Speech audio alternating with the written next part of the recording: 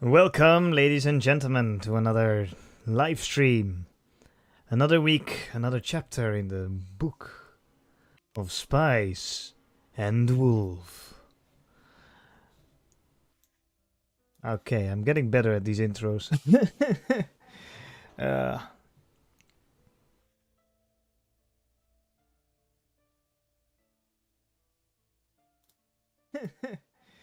uh, oops, wrong button. Oh, alright. Close on this. How are y'all holding up? I hope you're having a blast of a time. If not, I hope it gets better soon.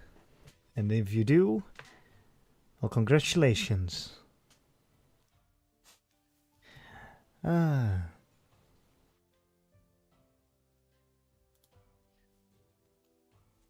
Tonight, chapter 3, book 3. Other way around. Book 3, chapter 3 of Spice and Wolf. Brought to you by yours truly. Depression.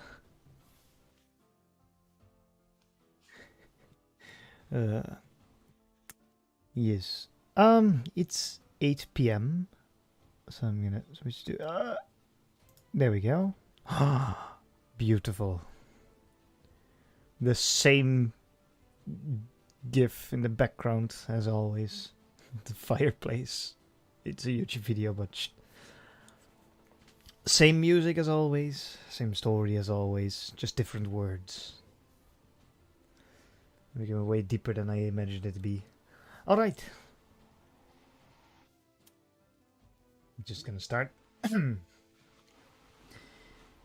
town of Cumberson rose early. Lawrence crossed the broad north-south avenue and headed west toward the trading company. Here and there on the way he spotted many people erecting what looked like signposts.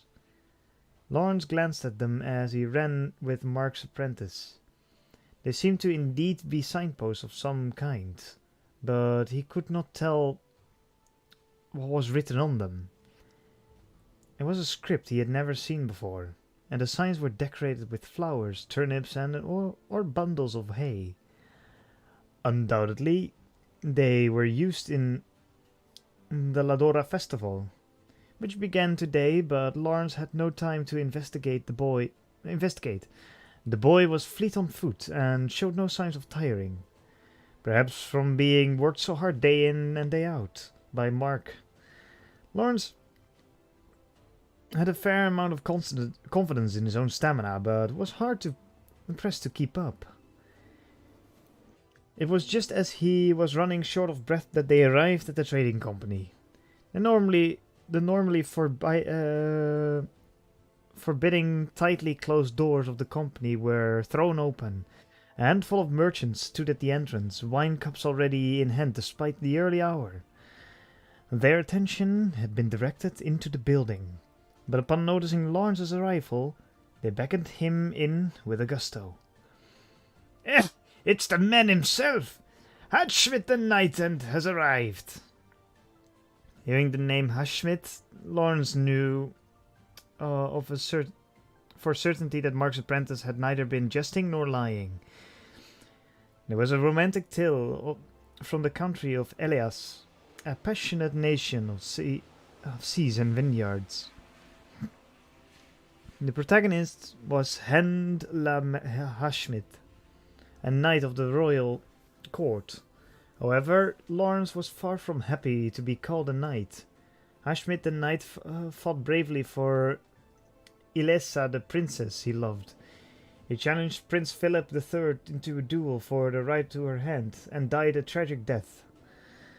Lawrence ascended the stone steps, pushing the jeering merchants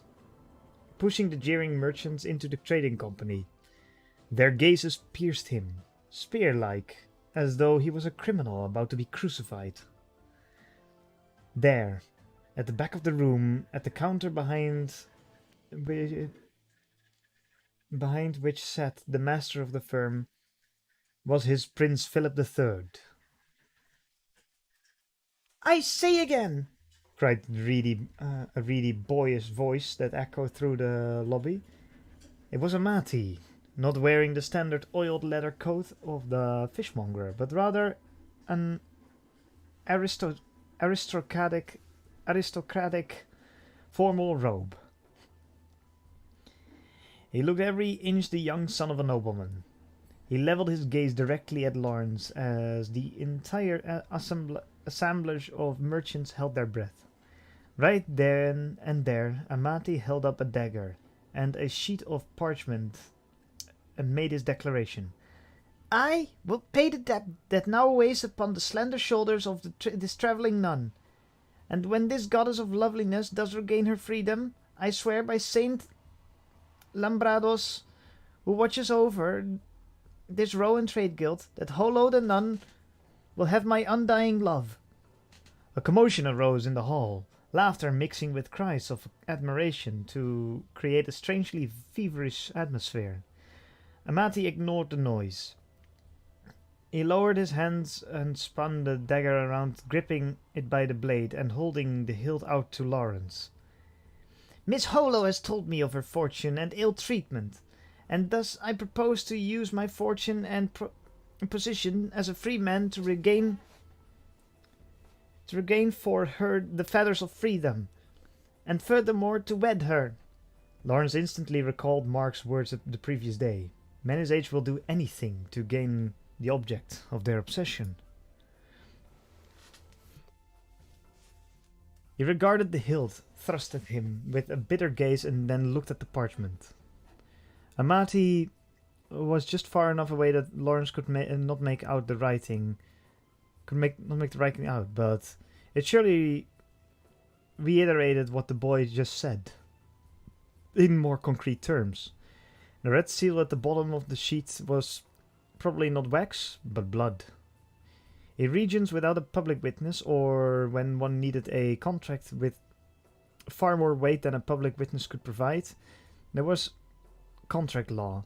The party put their blood seal upon the contract, would give the knife they used to the opposite party, and swear an oath in God's name. If the first party failed to fulfill the contract, they would be bound to kill the opposing party with the knife, or else turn it to their own throat. As soon as Lawrence took the knife offered by him by Amati, the contract would be sealed. Lawrence did not move. He had not the slightest inkling what Amati's infatuation would come to this.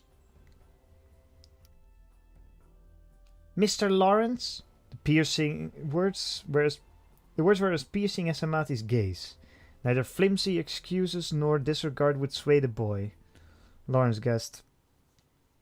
Desperate to buy himself some time, he said, "It is true that Holo is indebted to me, and she prays for me as we travel to repay that debt, but she will not necessarily abandon our journeying once that debt is lifted." "True, but I am confident she will for my sake." A murmur ran through the crowd, which was impressed at Amati's audacity. He didn't seem drunk, but he was the very image of Philip III. "Also, while she may not be perfectly devout, Holo is a nun, which makes marriage.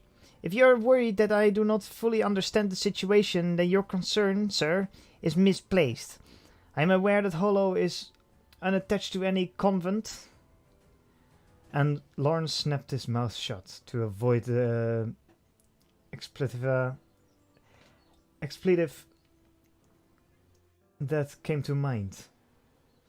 There were two types of so-called traveling nuns. The first type were women in a church-sanctioned mendicant order that nonetheless lacked the fixed base of operations. The second type were totally self-styled, unattached to any church organization. Such self-proclaimed itinerant nuns made up for the greater part of the group, and they referred to themselves simply for the convenience it afforded them while traveling. Since they were not officially attached to any church organization, they were not disallowed from marriage the same way true nuns were. Amati knew Holo was a self-styled nun, so it was too late to arrange any sort of pretense with a convent now. Amati continued, speaking his smooth voice in confident. It is in truth not my desire to propose a contract to you. Thus, Mr. Lawrence, no doubt everyone here thinks me like Philip III from the tale of Hashmit, the knight. However, according to the Cumberson law, when a woman is indebted, her creditor is considered to be her guardian, of course. Amati paused, clearing his throat, then continued. If you will unconditionally assent to my proposal of marriage, then there is no need for this contract. This sort of rare competition over a woman made for the best drinking stories. The assembled merchants spoke in low tones as they watched the developing drama. Most experienced merchants would not take Lawrence and Holo's relationship at face value.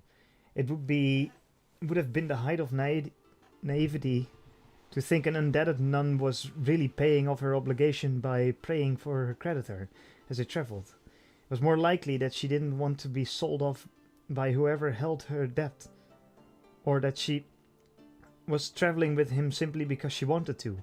Amati certainly realized this and undoubtedly thought it was the former. Freeing the poor, beautiful maiden from the bonds of debt was moral imperative that justified this ridiculous display of gallantry, Amati must have felt. And even if he didn't think this, Lawrence still came looking like a villain. Mr. Lawrence, will you accept this contract, dagger? The merchants looked on, grinning silently. The travelling merchant was about to lose his fetching companion to a young fishmonger out of sheer inattentiveness. It made for rare entertainment, and there was no acceptable way for Lawrence to escape. His only option was to best Amati by being the nobler man. In any case, he didn't believe that Holo's debts were paid she would stop travelling with him just because Amati told her to. I am not too careless to agree to a contract I have not read, Lawrence said. Amati nodded, withdrawing the knife and extending the contract to Lawrence. Lawrence walked toward Amati, watched by everyone in the room, and took the parchment, scanning its contents quickly. As he expected, what was written there was a more tortuously worded version of the declaration Amati had just made.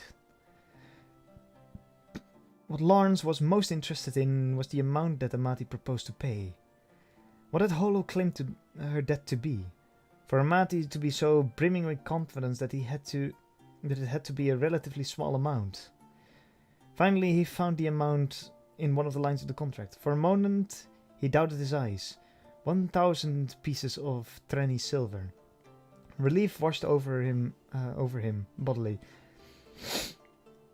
I assume this contract is to your satisfaction? Lawrence checked again, making sure there were no obvious traps hidden in the contract's language. He also looked for any points he might turn to his own advantage. But the contract language was stiff enough to leave no such room to trip up the first party. Lawrence had no choice but to return Amati's contract. Understood, he said, handing the contract back to the boy and looking him in the eye. Lawrence reached to grasp the knife, and the contract was sealed. Every merchant in the hall had, and more importantly, the patron saint of the trade guild, Saint Lambardos, was witness to this dagger contract. The merchants raised their voices in a cry, clinking their cups together, bringing an end to the entertainment. Amid the din, the two men looked at each other and left the contract parchment and the dagger with the firm's master. The terms of the contract extended until the end of the festival, sundown tomorrow. In other words, will that do? Will that do? Lawrence nodded. Bring the 1,000 trenny in cash. I will not accept a partial payment or anything less than that. Even if Amati was the sort of merchant that routinely hauled 3 wagon loads of fresh fish, there was no way he would be able to simply produce 1,000 trenny. If he were that successful, Lawrence would know about it. Of course, if it was stock whose worth amounted to 1,000 trenny, that could be easily produced. To put it in the ugliest manner possible, this agreement amounted to Amati buying Holo for 1,000 pieces of silver. Assuming Amati had no intention of trying to resell her somewhere else, it was as though the 1,000 pieces of silver were simply moving from Amati's pocket to Lawrence's. If that was the case, Amati would surely have problems paying for his next day of stock of fish. Even if by some wild chance Holo did accept his proposal of marriage, what awaited them was a difficult future. The minstrels might claim that coin could not buy love, but the opposite was also true. In that case, Mr. Lawrence, we'll meet again here tomorrow. His face still betraying his heightened emotion. Amati strode out of the guild hall. No one said a word to him, soon all eyes were on Lawrence. If he did not say something here, all would think him a mere rube taken for a ride by a clever Amati. Lawrence traded his collar. I don't expect my companion will follow him simply because her debt has been lifted.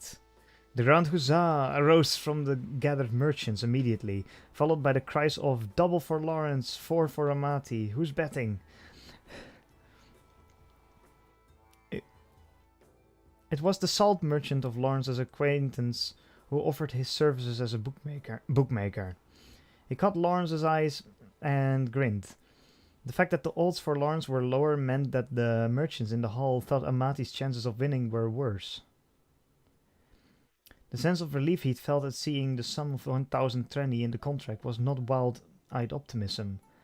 Common sense dictated that Amati had overextended himself. The bets rolled in, and majority of them on Lawrence. The more money that was placed on his odds for victory, the more his confidence grew. Though his blood had run cold momentarily when Amati had made the proposal of marriage, the odds of it happening in reality were low. Not only were the numbers against Amati, Lawrence took solace in knowing there was another barrier he would have to surmount. Amati could never marry Holo unless she gave her assent. On this point, Lawrence had absolute confidence. There was no way Amati could know that Holo was a traveling with merchant to the Northlands.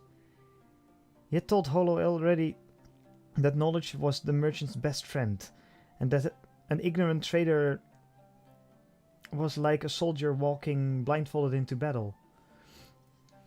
Amati's situation was a perfect example. Even if he did manage to run all over town and scrape together 1,000 trenny, in all likelihood Holo would remain with Lawrence as they travelled north.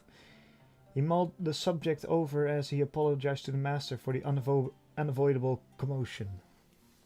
And then he put the guild hall behind him. It seemed prudent to leave before the merchants finished placing bets, and the attention returned to him. He did not want to be the appetizer for their drinking.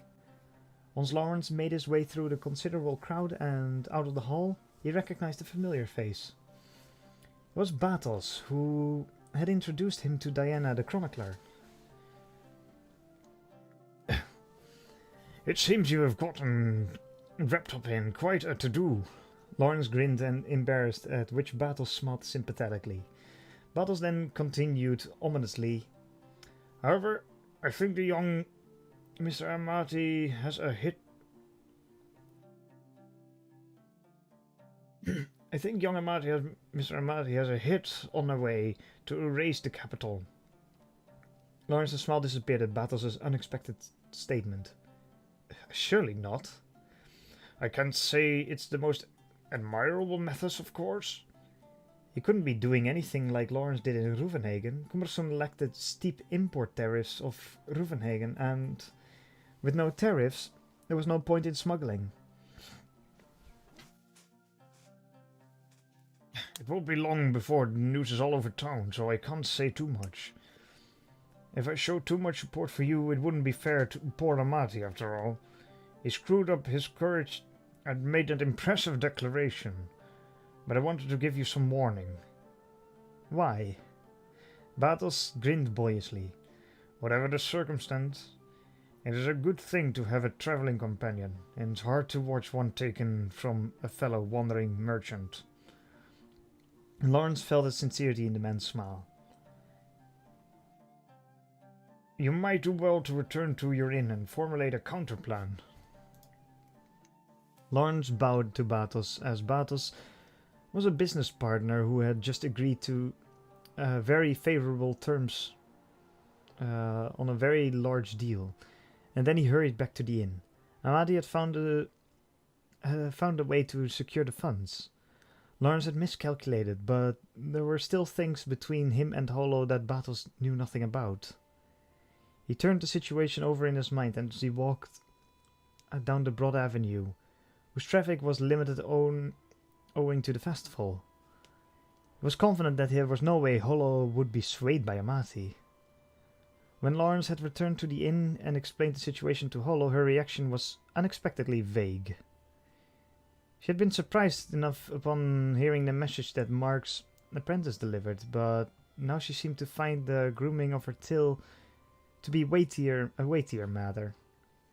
She sat cross-legged, her tail curling around in her lap as she tended to it.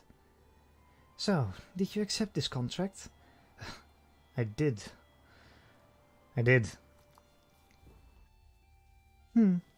She said vaguely, looking back down at her tail. Holo was unimpressed. Lawrence felt sorry for Amati. He looked out the wooden window, telling himself there was nothing to be worried about, when Holo spoke abruptly. Listen, you. What? What will you do if the boy actually gives you the money? He knew if he answered saying, What do you mean? What will I do? She would be unamused. When she asked him questions like this, Holo wanted to know the first thing that came to his mind. Lawrence pretended to think about it for a moment and then purposely gave a less than ideal answer. After I'd calculate the amount you've used, I'd give it to you. Holo's ears moved up slowly as she narrowed her eyes. Do not test me. It's a bit unfair that I'm the only one who's tested, eh? Holo sniffed, unamused, then looked back down at the till she tended to. Lawrence had purposefully avoided saying the first thing that came to mind. He wanted to test whether she had noticed that fact. If Amati should fulfill his part of the contract... If Amati should fulfill his part of the contract, I will certainly fulfill mine. Oh? Holo didn't look up, but Lawrence could tell she wasn't really looking at her till either. Of course, you've been free all along. You may act as you wish. Brimming with confidence, are you? Holo straightened her legs and dangled them off the bed. It looked as if she was getting ready to spring upon him like she so often did, and Lawrence flinched but regained his composure and answered.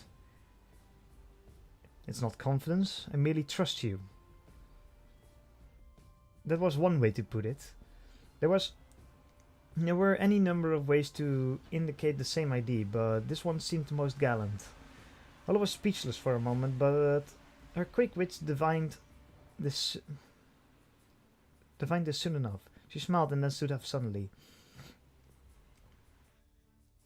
In truth, you're much more charming when you're nervous. Even I can tell how much I've matured. So it's more an adult to simply pretend composure, isn't it? Having room to boast because you've seen a gamble that's to your advantage just means you're a bit clever. It does not an adult make. It does not make an adult. Hearing the sage words of the centuries-old wise wolf, Lawrence made a suspicious expression, as he thought, as though he were the subject of the shady sales pitch. Hey, Sharina. Welcome, cat in box. For example, when Amati proposed a contract to you, would it not have been more favorable to refuse it? Far from it, Lawrence was about to say, but Hollow cut him off. But you'd looked around and judged whether or not you would be embarrassed. Consider if your position had been reversed, for example. Thus, Hollow cleared her throat, put her right hand to her breast, and began to recite. I cannot consider entering into such a contract. I wish to stay always with Lawrence. It may be a bond of debt that binds us, but it is still a bond. No matter how many different threads may entwine us, I cannot bear to cut even one. Even if it shames me, I cannot accept your contract. Or some such statement. What do you think?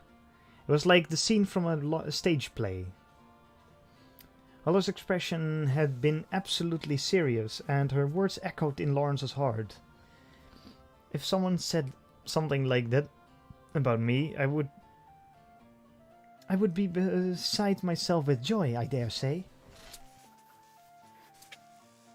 It was undoubtedly a joke, but she had a point.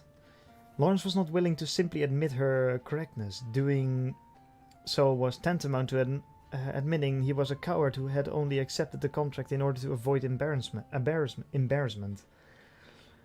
In any case, being so frank and open in front of so many people was all well and good, but it would have had consequences. Well, that might have been the manly thing to do, but whether or not it's the adult thing to do is another issue. Olive folded her arms aside and nodding minutely. True, it might have been both the action of a good male and a reckless youthful thing to do. One might be happy to hear it, but it is still rather rich, you see. Now that I think on it, the actions that make a good male and those that make a good adult may be minutely exclusive. A good male is like a child. A good adult has a measure of cowardice. It is easy to imagine a stalwart knight drawing his sword in anger at Hollow's light dismissal of the male sex. Lawrence naturally felt obligated to strike back. Well then, how would Hollow the Wise Wolf, who is both a good woman and a good adult, respond to such a proposal? Hollow's smile remained.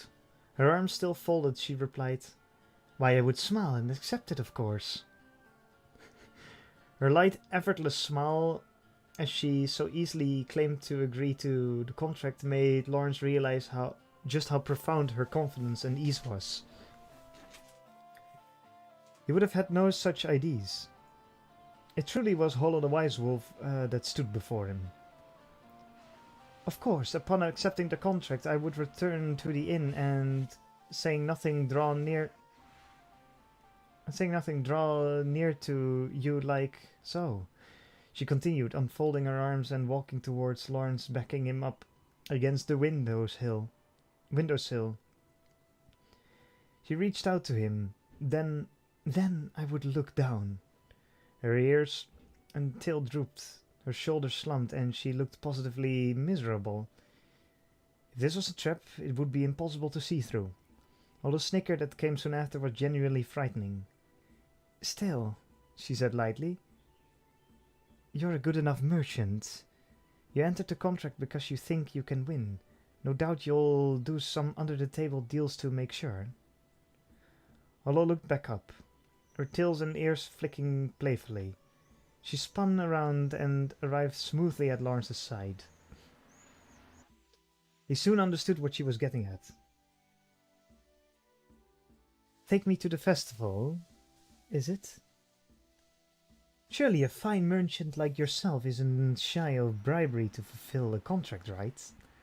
Lawrence's contract with Amati did not directly involve Holo, but the true issue was whether or not Amati's marriage proposal would succeed. To put it bluntly, 1,000 pieces of silver or not might not find their way into Lawrence's pocket, depending entirely on Holo's mood. For his part, Lawrence could hardly afford to not bribe Holo, on whose judgment this was all depended. Well, I've got to gather information on Amati either way. I might as well bring you along.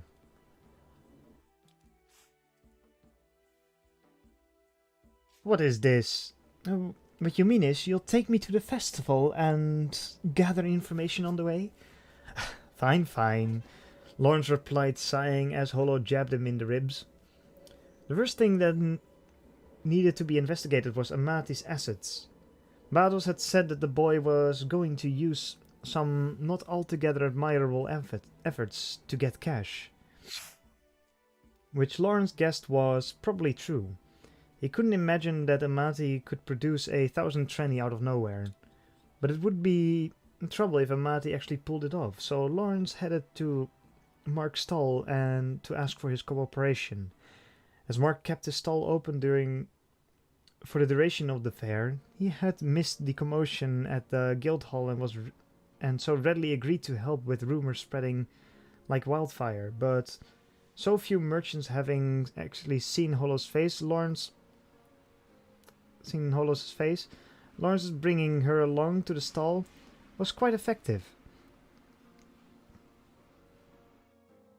If it meant Mark could get to see the developments from a front row seat, Lawrence thought it was a small price to pay for whatever favors were required. And anyway, it won't be me that's running about town, Mark added. Lawrence felt bad for Mark's young apprentice, but his was a path every merchant had to travel. It was a complicated emotion. Still, is it all right to be running around with all right to be running around with a beautiful maiden of this hour? She wants to see the Ladora festival, and besides, if I locked her up in the inn, it really would like if I was keeping her bound by debt. So Sir Lawrence says, but what is the truth of it? Mark asked, always smiling. Always dressed in her usual town girl clothes, with the fox skin muffler Amati had given her wrapped around her neck. She seemed to understand what Mark was getting at. The truth is just that. I am bound by the heavy chains of debt. Through them I can see no tomorrow, and from them I cannot escape. If you were to free me from them, I would happily coat myself with wheat flour working for you. Mark's face immediately split as he erupted with raucous laughter. Oh, that poor Amati lad. Lawrence is the one bound by you, aye? Lawrence looked away, not deigning to respond. He could see clearly enough that going up against both Mark and Holo would lead to only frustration. Perhaps as a reward for his daily good conduct, Lawrence's savior appeared. Mark's apprentice arrived, pushing his way through the crowds. I've checked it out, he said to Mark. Oh?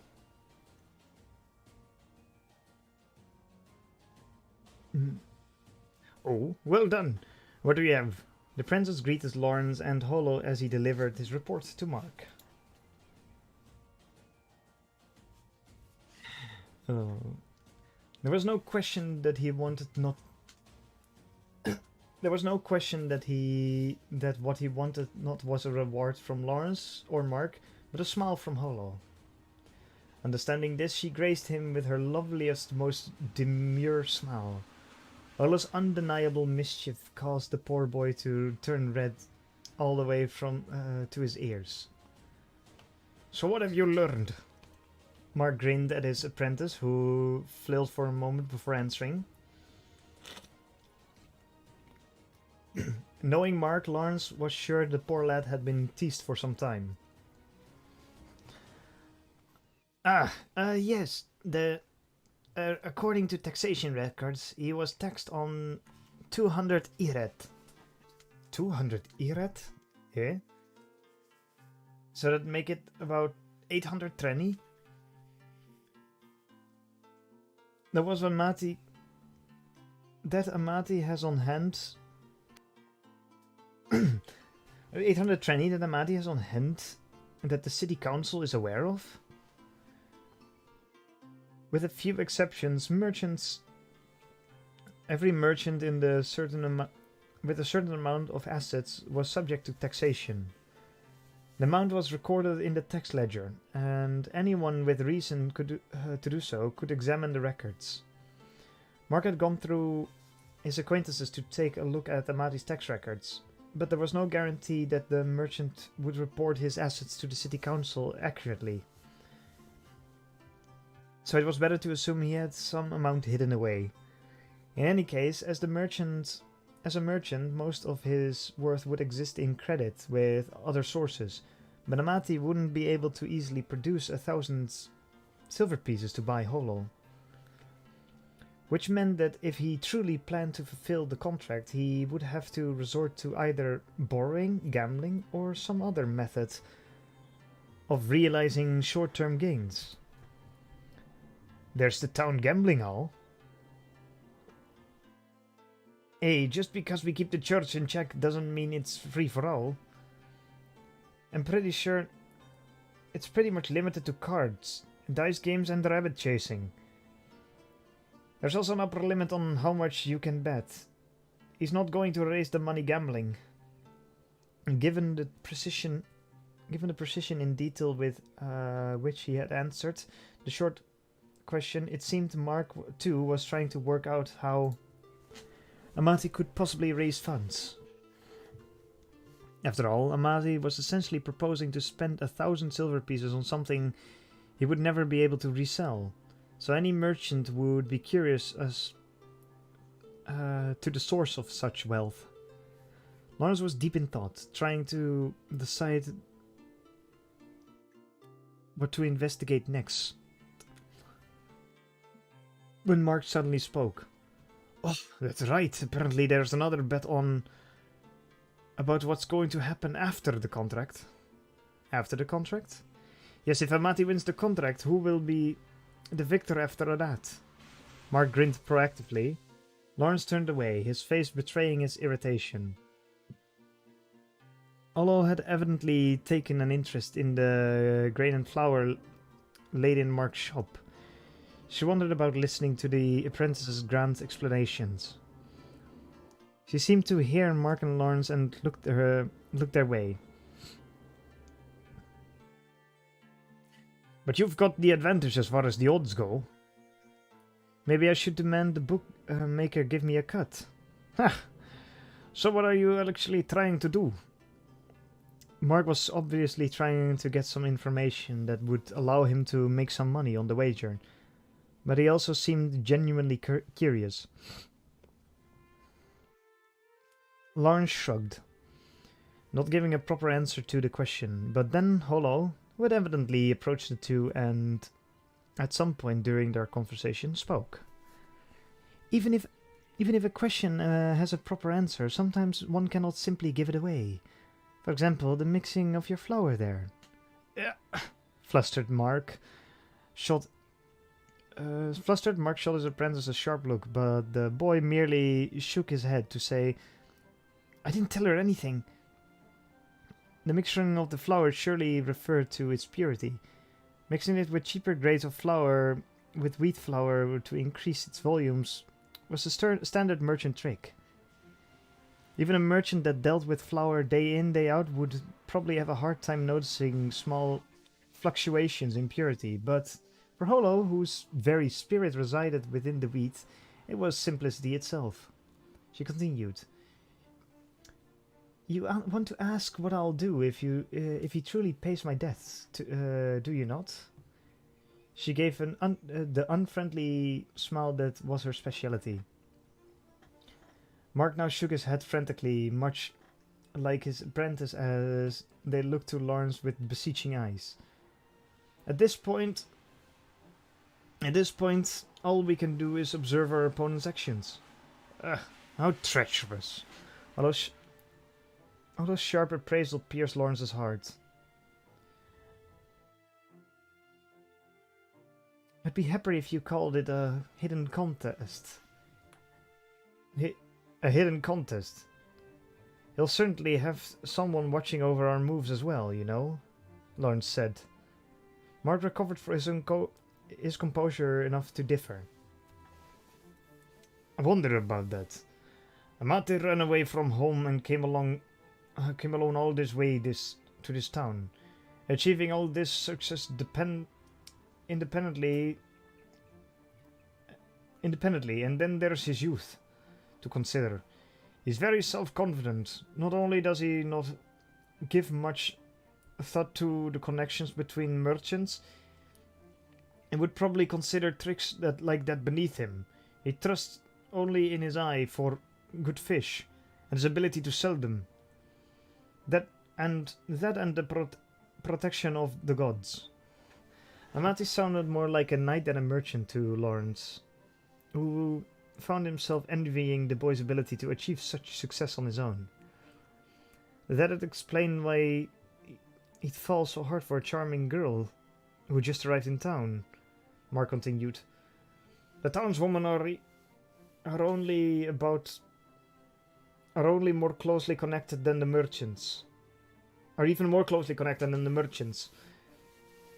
They seem to care only about reputation and are always watching each other. If one starts to stick out a little more, then the others beat her down. I'm sure he finds it distasteful. Of course, not all women are like that, as I found out when I married my Adele.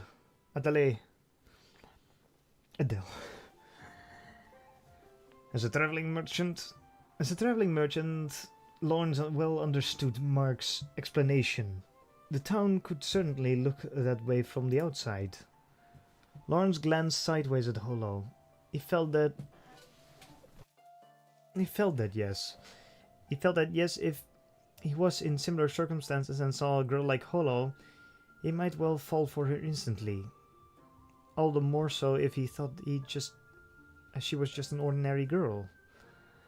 Amati may well be as you say, but I will not hesitate to use any connections I need. Treachery may be forbidden when knights duel, but there was no crying in a contest of merchants. I surely agree, said Mark. He looked at Holo. Lawrence likewise looked at her again. Holo put her hands to her cheeks in a gesture of embarrassment, as though she had been waiting for the moment, and spoke. I wish just once someone would attack me from the front. No doubt Mark was finally realizing Lawrence mused that there was no winning against Holo. In the end, Lawrence decided to use Mark's connections to get information from Amati. He made sure to mention that to Mark the peddler Battles' hint regarding Amati's potential reserves of capital. Lawrence trusted Holo, but there was no telling what she would do if he rested on his laurels in this contest. And there was always the possibility of being able to make some money in Amati's wake.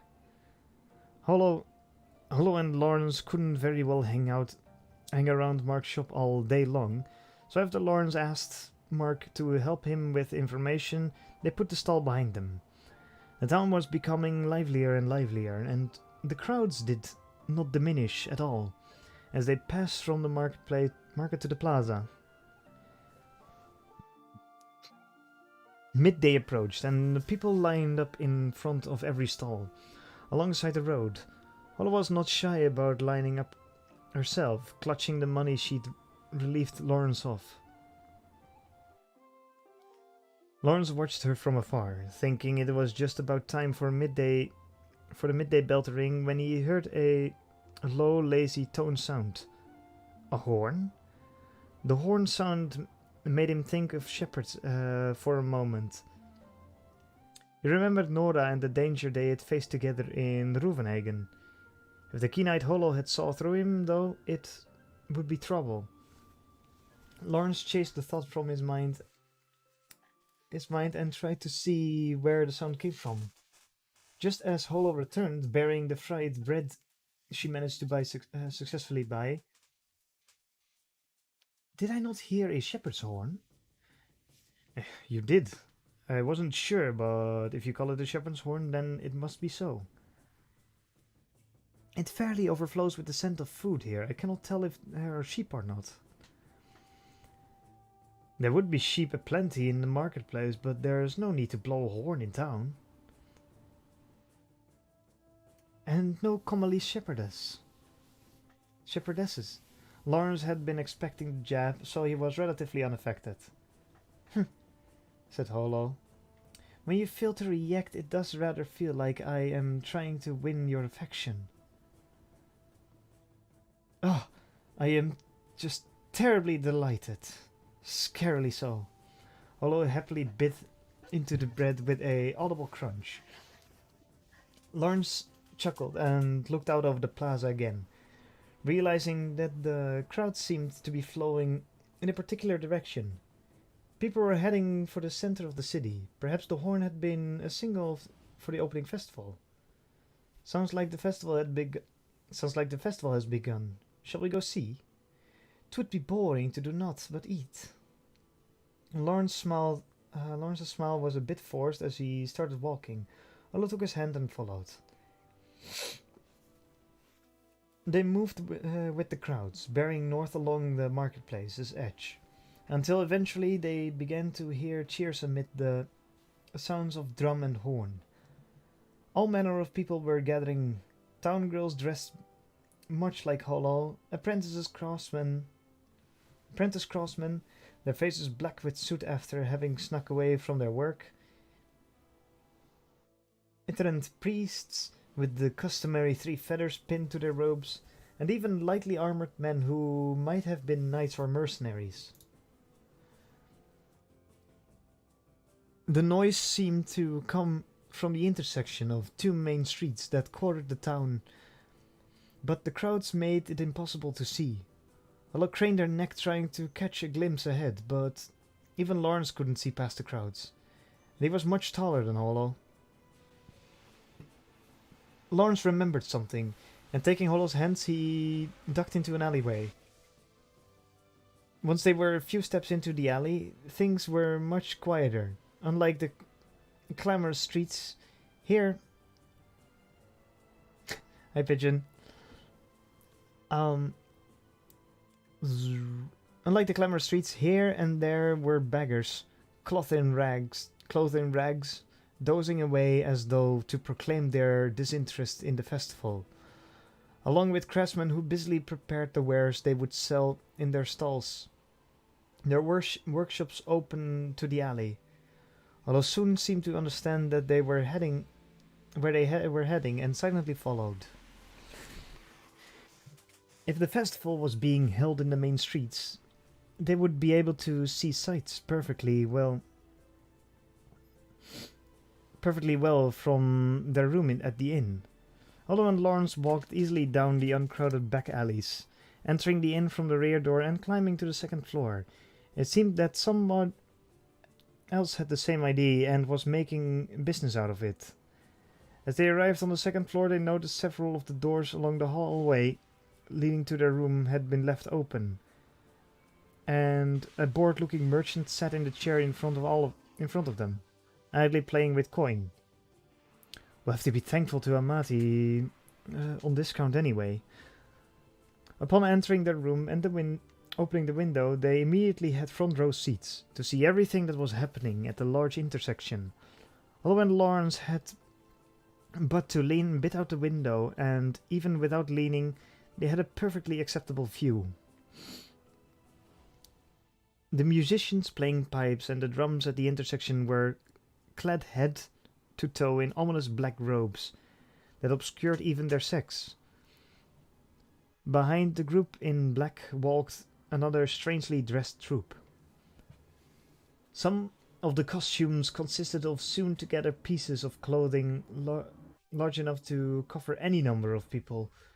Such a costume had several people hiding underneath. It was topped with a mask where the head would be. Other performers wore robes that concealed what must have been one person riding on another's shoulders. Oh, give me a second.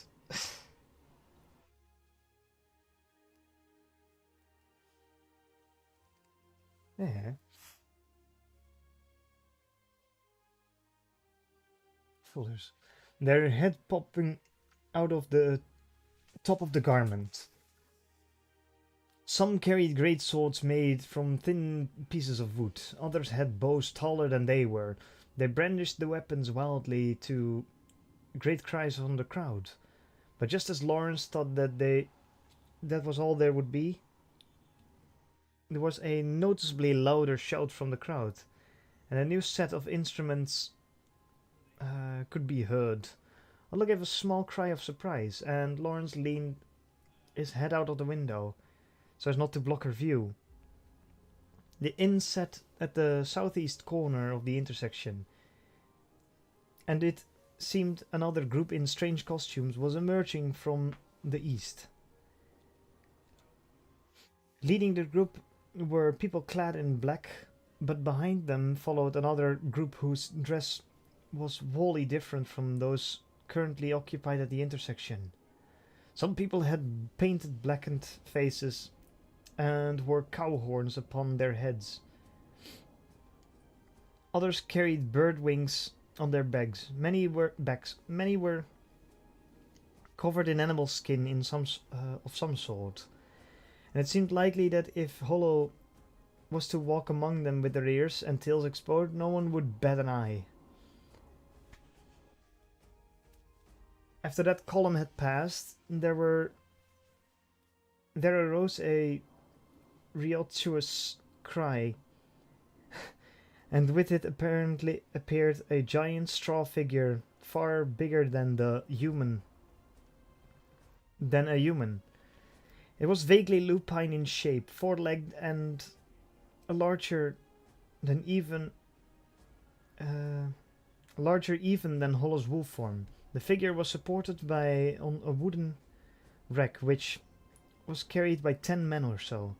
Lawrence was about to say something about it to Hollow, but he abandoned the notion when he saw the intense focus with which he watched the festival. Animal costume after animal costume appeared in the intersection. Intersection come stage. What? As the column continued along. The black painted marchers at the head of the procession now pointed at the signpost that had been erected here and there in the intersection, milling about as they did so.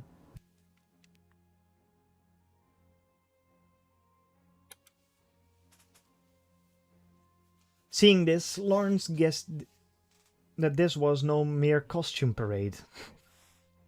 He thought there was some kind of tale being told. Unfortunately, he was not sure.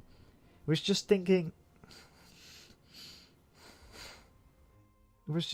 he would ask Mark about this later when he saw another procession arrive from the north.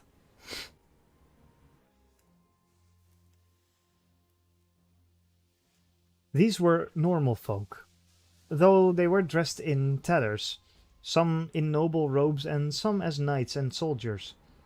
The single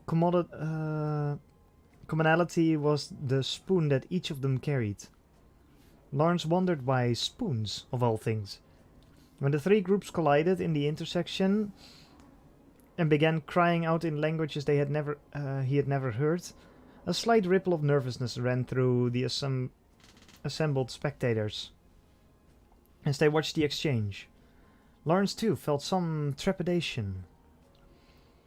Just as he was wondering what would happen next, the black-clad group all pointed in the same direction as one. It was the southwest that they pointed, and everyone's gaze soon turned that way. Carts loaded with large barrels had evidently been prepared beforehand. The stewards laughed loudly, if somewhat forcefully, and pushed the carts into the intersection. The black-clad people began to play the instruments they held. The people in costumes began to sing, and the barrel carriers opened the barrels and began to sprinkle their liquid contents out, as if this were some kind of signal for onlookers. The onlookers now flooded onto the intersection and began to dance. The ring of dancers expanded rapidly. Many of the strangely dressed revelers had jumped out of the intersection and danced along the sides of the street.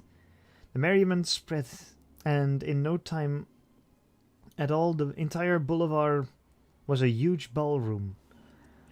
In the middle of the intersection, the participants of the original procession linked arms and began to dance in a circle. The festival was well and truly underway now. The singing and dancing would continue into the night. It seemed that the opening of this festival, this revel, was complete. Hollow pulled her body, which heretofore had leaned well out of the window, back into the room. "I'm going to go dance," she said, though it was not clear if she spoke to Lawrence or not.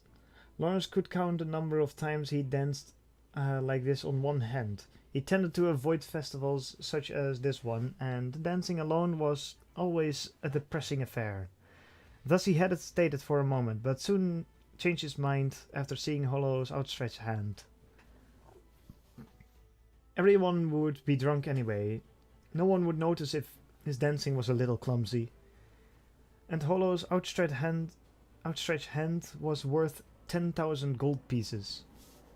"All right," said Lawrence, taking Hollow's hand and preparing himself. Hollow laughed at his over-serious resolve. "Just mind you don't tread on my feet," she said with a smile. "I will do my best." The two exited the inn, and plunged into the reveling crowds. How many years had it been since he'd celebrated so much? Lawrence had danced, drunk, and laughed as much as he could, but so he could not help but wonder. This was also certainly the first time he had basked thus in the post-revel afterglow. Normally, once the fun had passed, it was followed by a rush of terrible loneliness. But as he helped Hollow, unsteady on her feet from a surfeit of merriment and wine up the inn stairs, the heat of the moment faded to a pleasant warmth. As long as Hollow was with him, he felt the celebration would continue. The inn-room's window had been left open, and the sound of the continuing festival filtered through it. The night was young, and the merchants and craftsmen who had to work through the day were only now beginning to join the festivities. The festival seemed to have entered a new phase. As they returned to the inn, Lawrence had looked back at the intersection to see it filled with people busily coming and going. If Hollow had any strength remaining, she surely would have wanted to see. Unfortunately, she was exhausted. After putting her to bed and setting her things in order, continuing his manservant duties from the previous day, Lawrence sighed.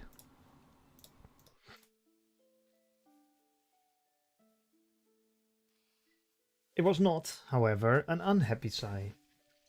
It came out as he looked at Hollow's flushed cheeks as she lay sideways and innocent on the bed. He felt a bit bad for Amati. He was no longer even remotely worried about having to fulfill the contract. Far from it, in fact. He'd forgotten about it entirely until they had returned to the inn. Once they came back, the innkeeper told Lawrence that he had a message from him. It was from Mark. The message was, "I found how Amati plans to make the money. Come to the shop as soon as you can." The first thought that crossed Lawrence's mind was, "I'll go tomorrow." Normally, such procrastination would never have occurred to him. And when he thought on it, it illustrated how low of a priority it was for him. What concerned him more was Mark's message, was the letter that come with it. It was sealed with a wax stamp that had Diana written on it, and a lovely hand on the envelope. The letter had apparently been delivered by a stout man with a coffin-like build, which had to be Batos.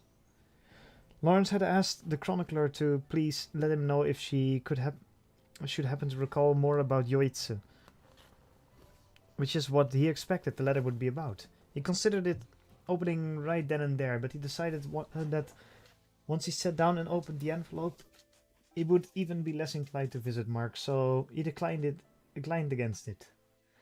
Lawrence slipped the envelope back into his coat and, closing the window against the clamour still wafting from the street, he headed out. Just as he was about to open the door, he felt a gaze on his back, and looking behind him he saw Hollows forcing her sleep-heavy eyes open to look at him.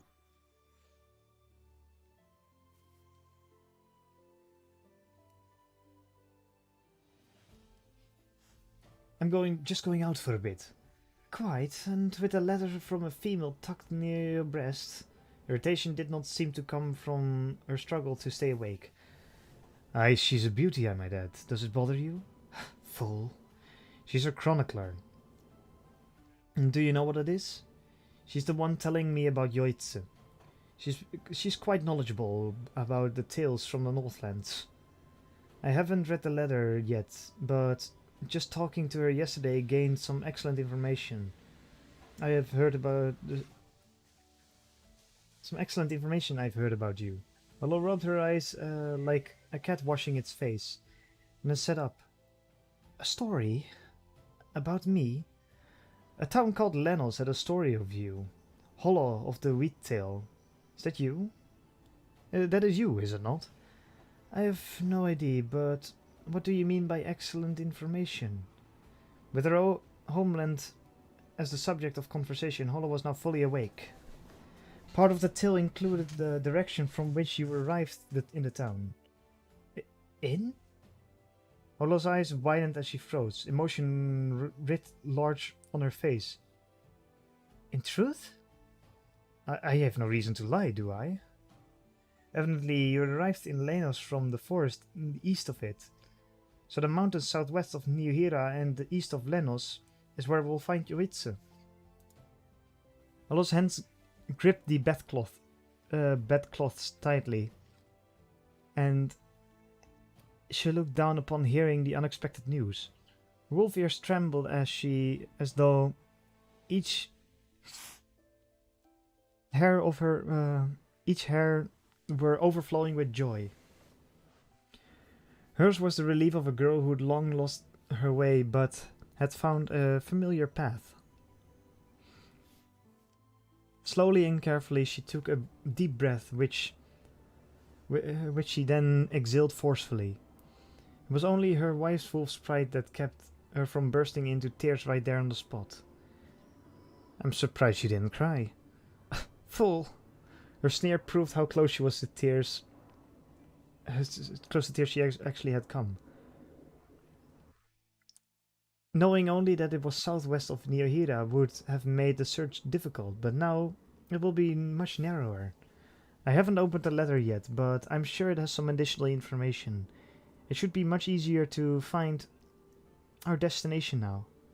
Hollow nodded and looked aside, then, still holding the bedclothes, she looked back to Lawrence searchingly. Her red-tinged amber eyes sparkled with a mixture of anticipation and doubt. The white tip of her tail flicked to and fro uncertainly, as she looked so much the frail maiden that Lawrence couldn't help smile weakly. If he'd failed to understand what she was saying with that gaze, he would have no cause for complaint when she ripped his throat out. Lawrence cleared his throat. I dare say we'll be able to find it within half a year.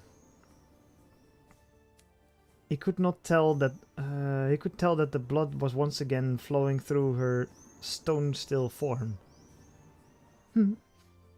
Hollow said Hollow happily with a nod. So the sender of this note is like a dove bearing good news. Go reflect on your misguided assumptions. Hollow's lips twisted in displeasure.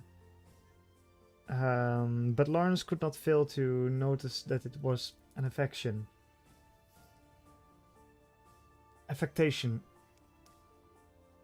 In any case, I'm off to see Mark. With the letter tinged with a female scent tucked near your breast? Lawrence could not help but laugh at Hollow's repeating her pointed question. No doubt she wanted him to leave the letter. She could not come right out and say as much, though, because it was too embarrassing to admit she was so nervous that she wanted him to leave the letter so she could letters she could not even read. Amused at the normally opaque Hollow's transparent state of mind, Lawrence handed her the letter. You said the sender was a beauty? Oh, quite indeed, and fairly wrapped in adulthood. Hollow raised a single eyebrow. She took the letter and then looked back to Lawrence with her eyes narrowed. You're becoming a bit too adult and cunning. She grinned, revealing her fangs. Also, apparently, Amati's found a way to raise the 1,000 silver pieces he needs. I'm off to ask about that. Oh, aye? Well, do try to come up with a way to prevent me from being purchased away, Given their exchange thus far, Lawrence did not take Hollow's words too seriously. If you want to read the letter, feel free to open it. If you can read it, that is. Hollow sniffed and flopped over on the bed. Letter in hand, her tail waving as if it would say, well, run along now. She was like a dog carrying a bone back to its den. He wouldn't dare to say as much, though, so he smiled wordlessly and, opening the door, left the room. Just before he closed the door behind him, Lawrence looked back at Hollow one last time, whose tail waved as though she had expected him to take one last look. He chuckled and closed the door slowly as not to make any sound.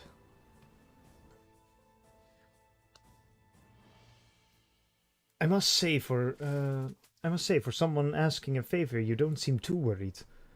Apologies. Lawrence had debated going straight to Mark's home, but decided the man was probably still at his marketplace stall, which turned out to be correct. Among the stands scattered here and there in the marketplace were people toasted each other's health in the moonlight, and even many of the guards responsible for watching their master's goods had succumbed to the desire and were drinking. Though I suppose I've had time to spare aplenty during a festival, Mark admitted. Oh? Oh, indeed. No one wants to lug heavy goods while they take in the sights, do they? Especially something as bulky as wheat, which I sell before the festival and buy once it ends. Of course, the night festival is a different matter, though.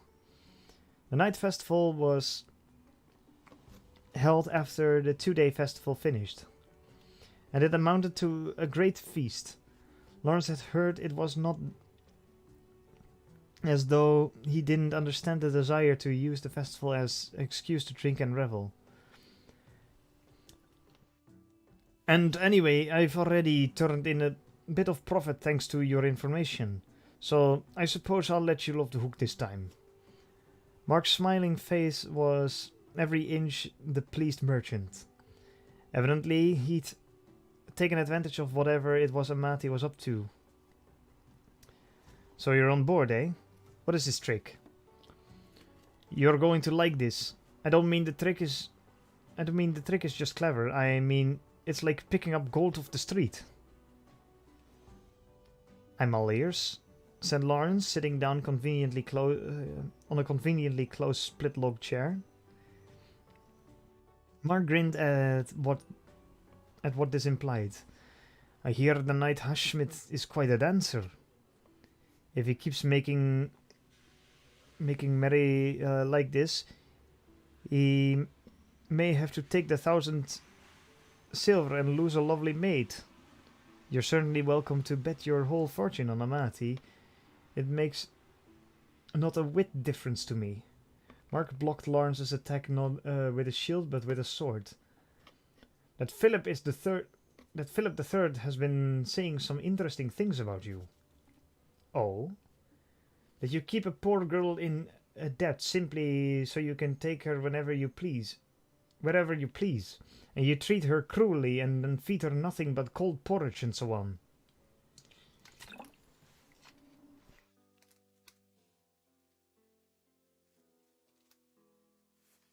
Mark was obviously amused, as though it were a grand joke, but Lawrence could only listen and smile uncomfortably. Amati was obviously spreading rumors about Lawrence as a way to justify his own actions. Lawrence's cheek twitched, more from the annoyance of this mosquito buzzing around his face than from the damage done to his reputation. A traveling merchant was no sword-wielding merchant.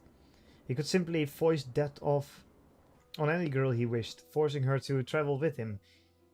Even if a note of debt was written in a city where the merchant had some pull, it would be meaningless as soon as they were on the road. Likewise, anyone used to long journeys would know there was nothing surprising about the meager food one ate during travel. Any merchant who tried to maximize profit knew that there were times where one went without food, so Amati's slander of Lawrence would not be taken seriously. That was not the problem. What irked Lawrence was that Amati spread the notion that he and Lawrence were in the same ring, fighting over a woman. Even if that didn't have a direct effect on Lawrence's business, it was hardly something to be happy about in regards to his standing as an independent trader. Mark surely knew how irritating this would be, which explained his self-satisfied smirk.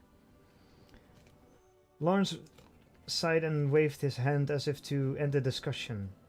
Anyway, what's the talk of profit? Ah, yes, once I'd heard that old Battles had figured it out, I put the pieces together. So, it was something to do with Battles' business?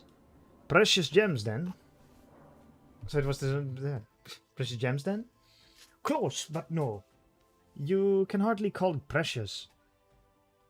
The commodities that ore merchants bought and sold as they traveled through mining country ran through his mind. Suddenly Lawrence had it. The mineral he talked about with Holo that looked like gold. Pyrite. Pyrite? Oh, so you've already heard. Apparently that was the answer. No, I just thought it might make a good business myself. Because of the fortune teller, right? That's what they say. Though that fortune teller's already left town. I see. A sudden cheer grabbed Lawrence's attention. He looked to see a group of men in traveling clothes joyfully greeting some town merchants, embracing one another happily at the evidently happy reunion. Yeah, the public story is that this fortune telling was too good, so it was attracting an eye of the church inquisitor. But that sounds pretty suspicious. Why suspicious? Mark took a sip of wine and removed a small burlap sack from the shelf behind him. First of all, if an inquisitor had come to town, it would be huge news. Secondly, there's just too much pyrite in circulation right now. My guess is he bought put up somewhere else and left as soon as he'd sold it all his stock. Also, Mark dumped the contents of the bag onto the table. Some of the pyrite pieces had beautiful die shapes. Had a beautiful die shape. Others were misshapen and as flattened bread. I think he was trying to exaggerate the rarity of pyrite. How much do you think it's worth right now? In his hands, Mark held a die-shaped piece, which was generally considered the most precious form of pyrite. Standard market value was perhaps 10 iret, or 1/4 of a trenny piece. But Holo had said the piece Amati gave her had been bought at an auction, so Lawrence made a bolder guess. 100 iret. Why 270? Possible. He was about to say, but swallowed the word, cursing himself for not buying up stock immediately after Holo told him of the pyrite. To men like us, that'd be a ridiculous price for even a precious gem. But when the market opens tomorrow, it's going to rise even higher. Right now, every woman in town is scheming to buy fortune telling and secret beauty potions will always be in high demand. But still, 270 for this? It doesn't even have to be dice shaped. Other shapes have risen in value too, thanks to the idea that each one serves a different purpose. The women come to the marketplace and sweet talk their fat wallet merchants and farmer husbands into buying them the stuff. And if you want to talk about miracles, they're even starting to compete among each others. These women to see who's given the most pyrite. It got them to where the price rises with every word of flattery a woman speaks. Lawrence had bought wine and trinkets for town girls before. This was difficult for him to hear, but that difficulty paled in comparison to his regret at having let this opportunity get away. It's not a question of what percentage of profit can be made on the investment now.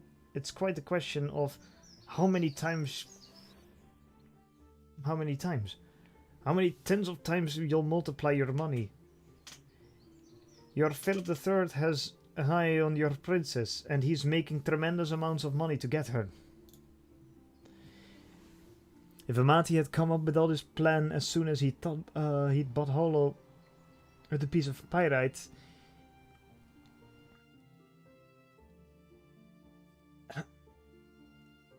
he might very well have made a fair amount of money already. It was entirely possible he would have the 1,000 pieces of silver by tomorrow.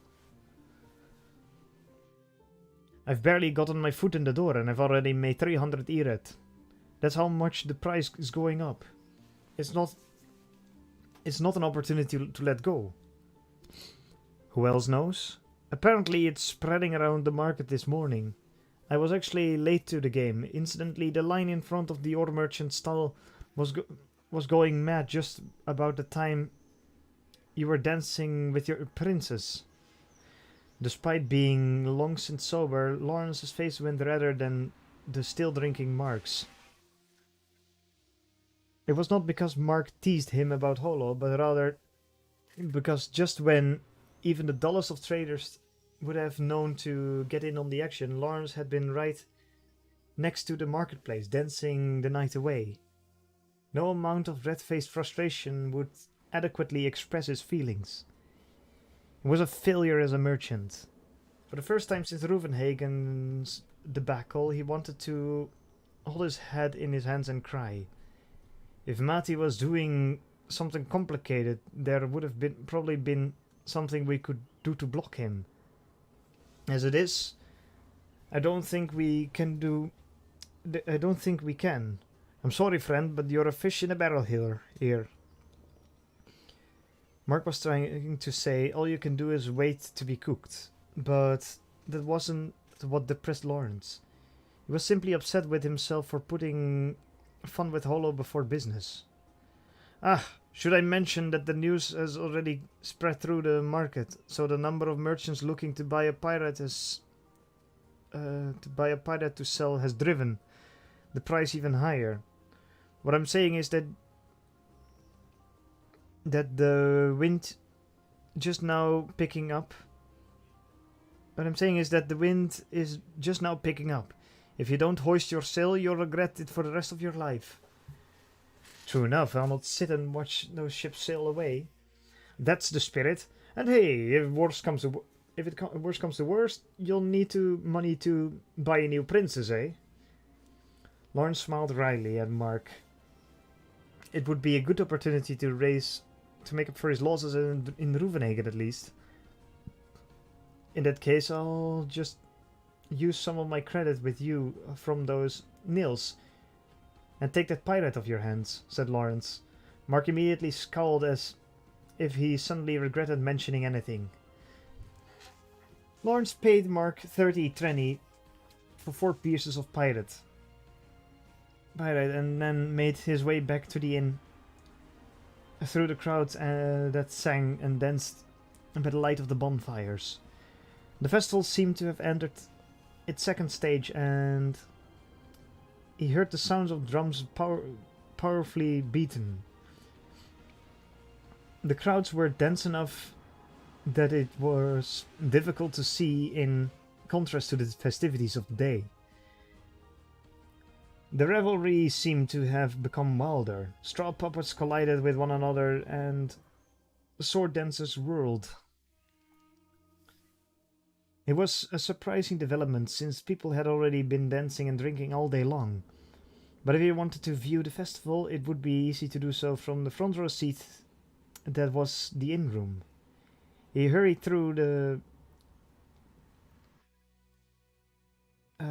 throng and made it for the inn. Lawrence had some thinking to do. Amati's chances of actually pulling together 1,000 trenny had increased. But Lawrence still didn't feel perturbed or worried about losing Holo.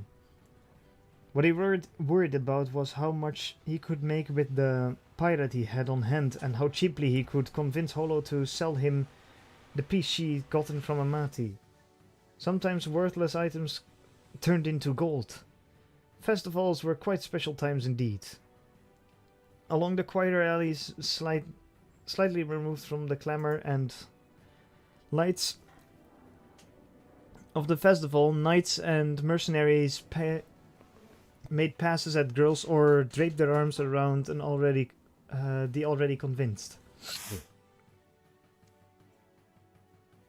The girls who leaned so easily into the arms of the dark-eyed, dangerous bandit-like knights did not seem to be women of the night, but rather ordinary town girls who, on any other night, would only speak to men of more serious disposition and stature. The strange aphrodisiac that was the town passionate festival atmosphere clouded their eyes.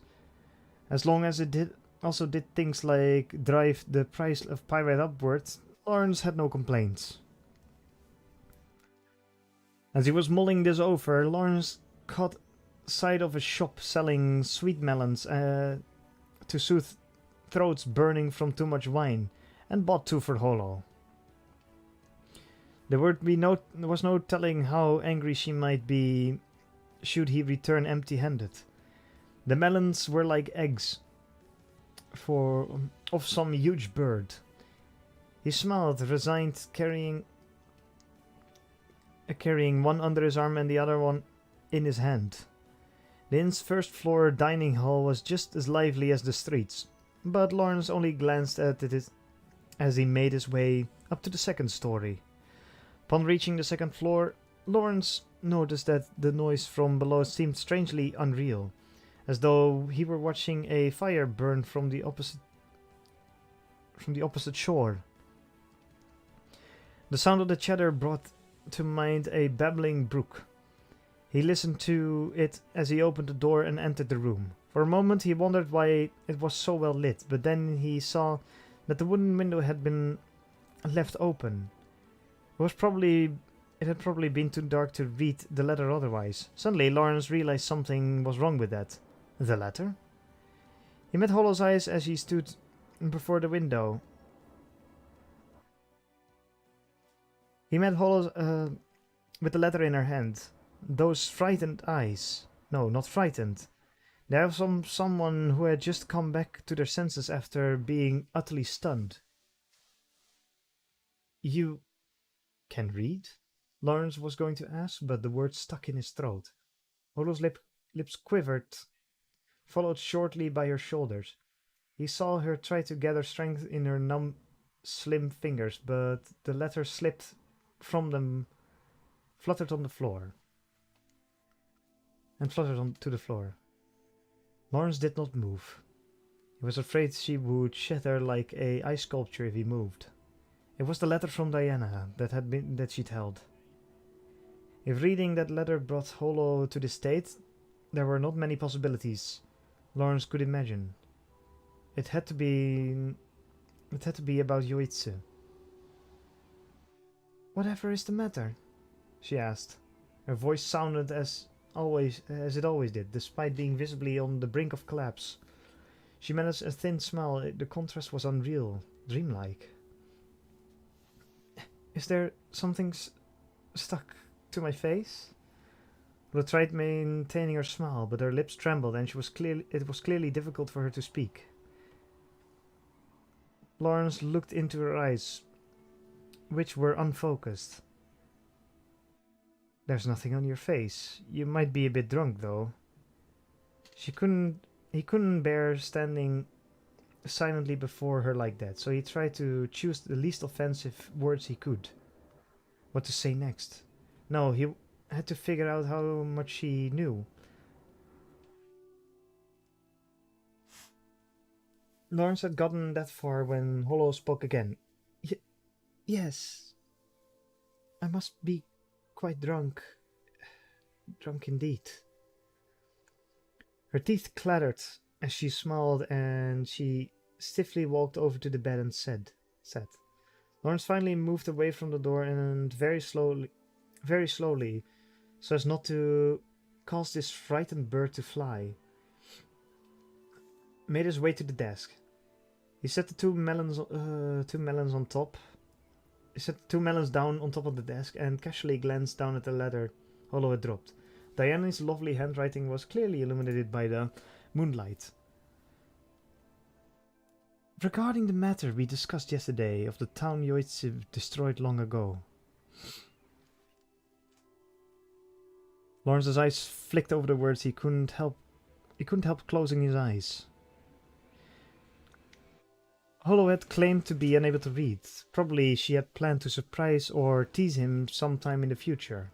No doubt she was surprised that the chance to do so had come so quickly, and she read the letter immediately, but it had backfired. The letter had been about her home of Yoitsu. Of course, she would want to read it. The image of an excited Hollow tearing open the letter to envelop suddenly flicked into the envelopes, suddenly flicked into Lawrence's mind. And then he saw the words about Yoitsu's destruction. He couldn't even imagine how bad the shock must have been. Hollow sat on the bed, staring at the floor. While Lawrence struggled to think of the right words, she looked up. What shall I do? Her lips curled into a forced smile. I've no one to return to. She neither blinked nor cried, but a steady stream of tears rolled down her cheeks. What shall I do? She murmured again, like a child who had broken her favorite toy. Lawrence couldn't bear to see her this way. Everyone was a child when they remembered their homelands. Hollow was a wise wolf of many centuries' experience. She would certainly consider the possibility that Yoitsu had been buried with the flow of time. But just as logic has no hold over a child, it has no use. It was of no use in the face of such strong emotions. Hollow. Hollow flinched momentarily at the sound of her name before regaining some composure. It's just an old story, a legend. There are many legends like that. Legend that are mistaken. Lawrence spoke almost admonishingly in order to give his words as much weight as he could. As far as possibilities went, the chances of Yoitse being intact were very low. The towns that survived unharmed for hundreds of years were typically large ones, and everyone knew. But he could think of nothing else better to say. Mistaken? That's right. In places where a new king or faction takes over, they'll spread all kinds of tales like this to stake a claim to the new territory. It wasn't a lie, he had heard many such examples of this. But Hollow shook her hand suddenly, her tears streaming left and right across her cheeks. The stillness in her eyes was a calm before the storm. No, if that were true, why would you hide it from me? I was looking for the right time to speak. It's a delicate issue, so...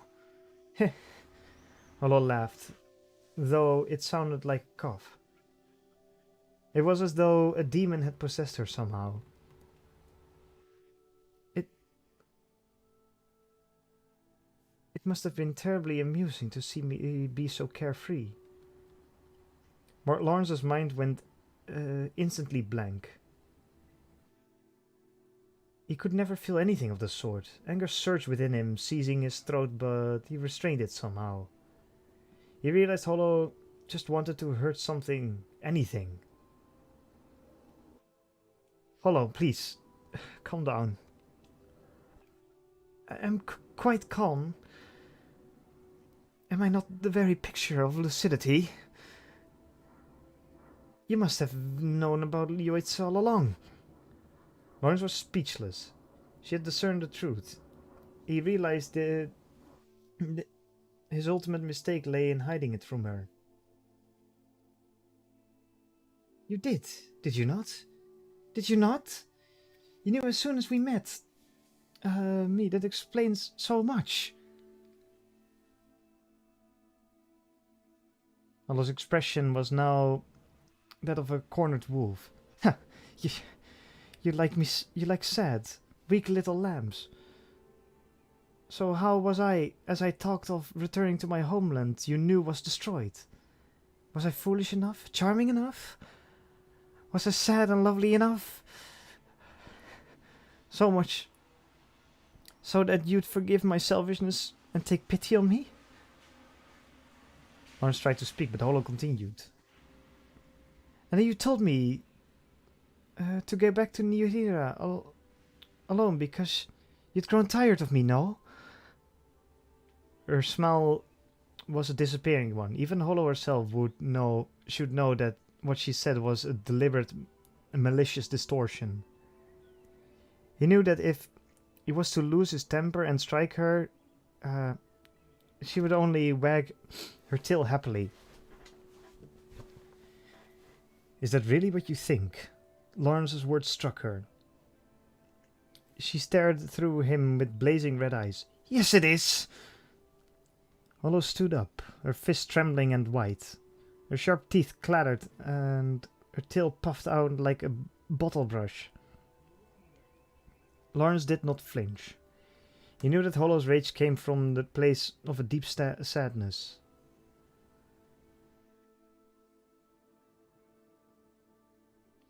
Yes, I do think that. You are a human, the only animal that raises other animals. It must have been so amusing for you, as I foolishly took the bait. That was Yoitse and... Hollow! Hollow had been...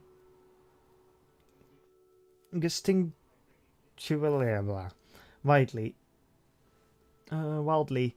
Lawrence quickly drew close to her and grabbed her arms with all his might. She was as angry as frightened as a trapped stray dog, and she could put up no more resistance than that of a young girl she appeared to be. With Lawrence holding her arms, and the difference in their strength was clear. I'm all alone. Oh, what shall I do? No one waits my return. There's no one for me. I'm alone. You have me, don't you? He said, completely serious. They were not words that could be said lightly. But Holly merely scoffed and shot back. What are you to me? Nay, what am I to you? Lawrence had no quick reply. He had to think. It was a moment later that he realized he should have answered quickly, even if it had to be a lie. No, I do not want to be alone anymore. I can't, shouted Hollow, then froze. Come now. Would you lie with me? Lawrence was just about to loosen his grip on her arms, but then he noticed that her smile was empty. She was mocking her own unhinged state. All alone. I am... But with a child... That would make two. Look. I have a human form. It is not impossible that with you I could... Come, please. Don't talk. I'm begging you. Lawrence understood the overflowing emotions that boiled up within her, which could only come out as sharp, poisonous words. He understood too well. But he could not manage to the trick of tying those emotions up and setting them aside to cool. Telling her not to speak was all he could. Hollow's smile strengthened, and a new wave of tears poured from her eyes. It's true. You're too soft-hearted. I can expect nothing like that from you. But I care not. I've remembered you, see? Yes. There's someone who loves me. She couldn't overcome Lawrence's grip with force, so in order to take advantage of any gap that might appear, Hollow relaxed her fist and let the tension drain from her body. Lawrence let go of her wrist, and words now came out from her like many stickly butterflies. That is why such talk did not cause you worry, is it not? That if you could receive 1,000 silver coins from me, it would not be regrettable to let me go. Lawrence knew that anything he said would be meaningless, so he only listened, silently. The silence continued, as if Hollow had burned up the last of her fuel. At length, just when Lawrence reached out to her again, Hollow spoke weakly. I'm sorry, she said. Lawrence felt he could hear the slam that came with those words as Hollow closed the door to her heart. He froze. It was all he could do. All he could do was back away. Hollow sat down again, staring at the floor, unmoving. Lawrence retreated, but he found himself unable to stand still, so he picked up the letter from Diana that Hollow had dropped, reading as if to escape. In it, Diana said that there was a monk who lived in a town on the way to Lenos, specializing in legends of the Northland, and Lawrence would do well to visit him. On the way back of the letter was written the name of the monk. Lawrence closed his eyes in anguish. If only he had looked at the letter first. If only. He was filled with a sudden urge to tear it into pieces, but he knew such an outburst was pointless. The letter was still an important clue to finding Yoitze. It felt like one of the thin threads still connecting Hollow to him. He folded the letter and slipped it beneath his coat. He looked back at Hollow, who still stared at the floor. In his mind, he heard again those words had spoken, sorry, when he reached out to her. All he could do now silently was leave the room. He took one step back, 2 steps. A loud cheer came through the window. Lawrence took this opportunity and left the room. For just an instant, he thought that Holo had lifted her face and looked at him. But he knew it was just Hope's illusion. He reached behind himself to close the door, averting his eyes as if to make clear he wished to see nothing. But that would not undo all of this. He would have to do something. He would have to do something, but what? And how? Lawrence left the inn. The streets were, again, overflowing with strangers.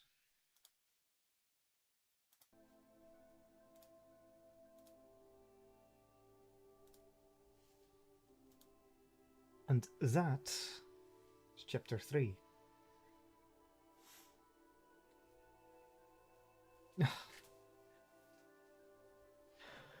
Whew. Gets more heavy and heavy for some reason. This isn't a cute relationship book that what I wanted to read. This is sad. Ugh.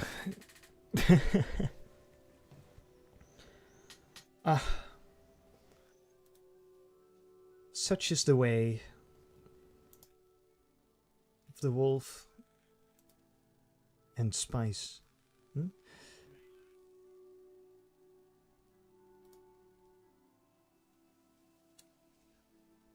Yes.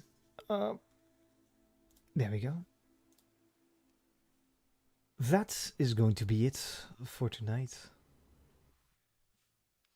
And this week of reading Spice&Wolf. You expected something cute. It was me. Depression. Yes, this gives me depression. I'm in pain. But oh well, I am used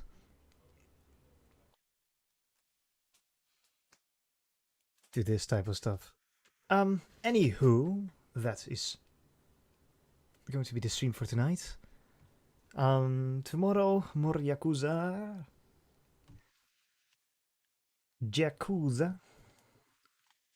More beating up homieless. No, the homieless are fine. The homieless are homies. Even though we're building a skyscraper on their home.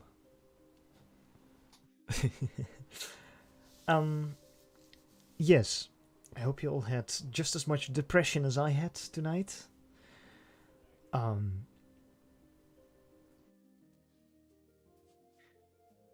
Have a wonderful night. Sleep well.